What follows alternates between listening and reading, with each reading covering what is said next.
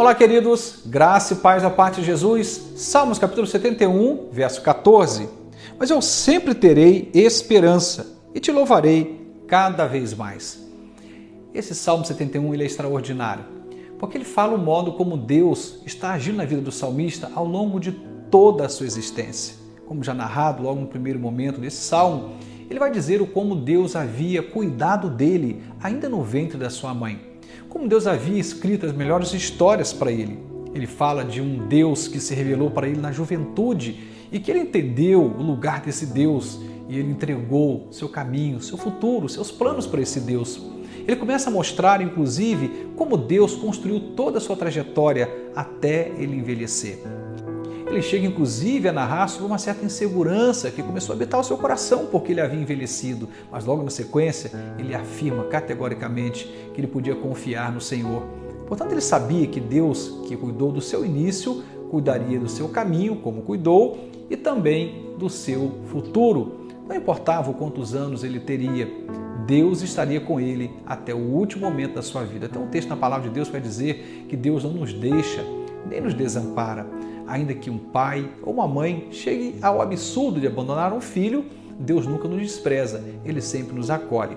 Um Deus que esteve presente na história do salmista, na infância, na adolescência, na juventude. Olha que linda história narrada.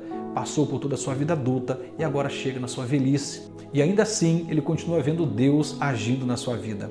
Sabe o que isso significa? Que na nossa história, Deus nunca se ausenta. Ele sempre estará presente, agindo, intervindo, fazendo coisas extraordinárias. Vou voltar de novo a olhar para esse Salmo, o versículo 14, que diz assim: Mas eu sempre terei esperança e te louvarei cada vez mais.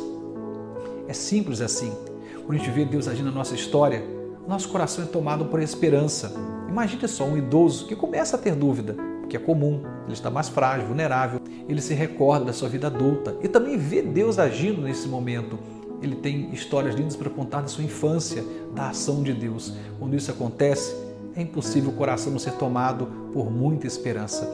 A gente é impulsionado a olhar para frente com muita fé. Ele termina fazendo uma afirmação categórica, diz: Senhor, eu te louvarei cada vez mais. Que coisa extraordinária.